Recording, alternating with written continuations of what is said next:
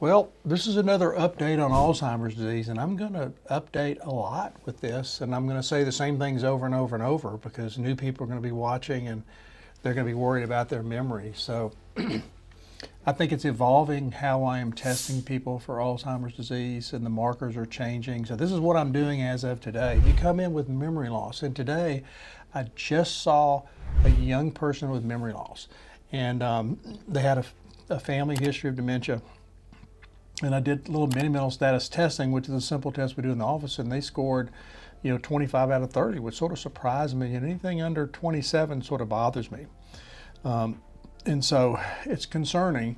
And so they're going to get the workup. First thing I'm going to do is an MRI of the brain or CT. This person didn't have a pacemaker or anything metal in their body. MRI is much better because it shows cerebral vascular disease better. It shows delineation of the gray-white junction better.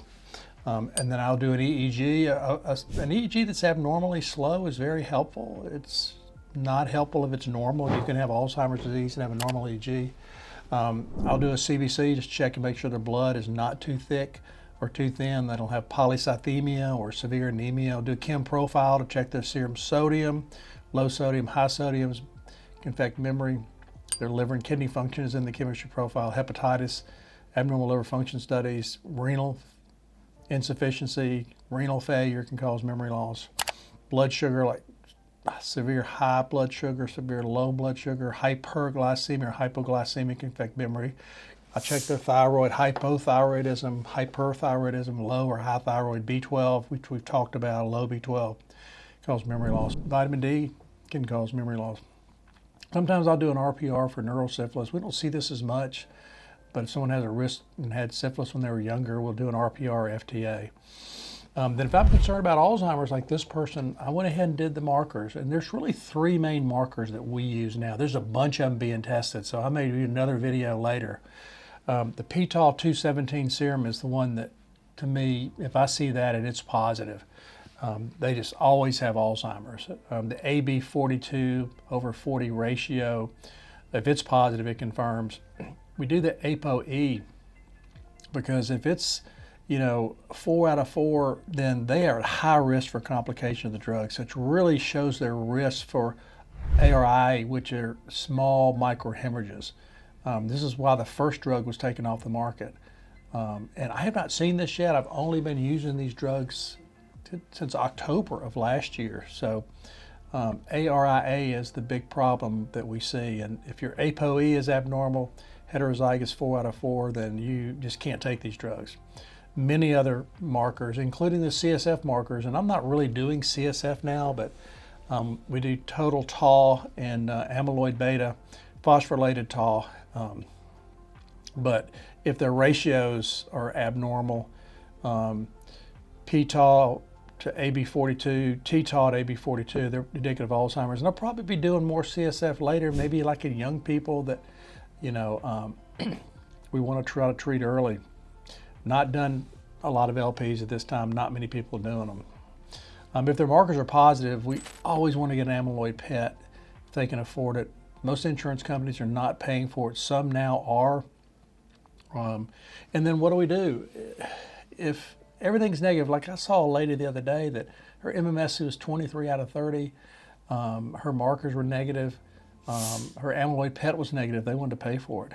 So I really think that she has, senile dementia, the Alzheimer's type at the bedside, but she didn't fit any of the criteria that would make her a candidate for the monoclonal antibody. So I put her on Aricept, and in 3 months I put her on Namenda, I put her on L-methylfolate. Aricept increases acetylcholine, which is a memory neurotransmitter, and Namenda blocks glutamate, which kills the cell. L-methylfolate may or may not help the cell stay healthy. It's sort of debatable. I still believe in it. But, if this patient had anything positive, like a p-tau 217 and amyloid PET that was positive, then I would use Kisunla or Leqembi. Kisunla, if their MMSE is 22 out of 28, anything under 20, they're not able to take these medicines. That's why we want to treat people early. And then Leqembi, if their MMSE, is 21 to 29. And then we can talk about these two drugs individually again later. both of these drugs are very patient specific, you know, and also insurance specific. Some of the insurance companies don't pay. So if you've got to be able to get to an IV infusion center, you know, to get treatment. And then Kisunla, there's new data that shows that, you know, 40% of people, their amyloid PETs revert to normal 18 months, you're able to get off of it.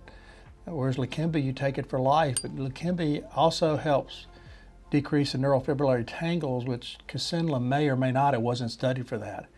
So Kisunla really appeals to me. You might can get off of it. Leqembi appeals because it helps with both senile plaques and neurofibrillary tangles. So this is evolving.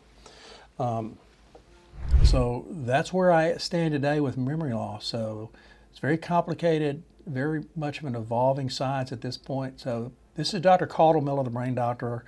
Like, comment, subscribe. You know, answer every single message you send within 2 to 7 days. I'm pretty religious about doing that. So more later.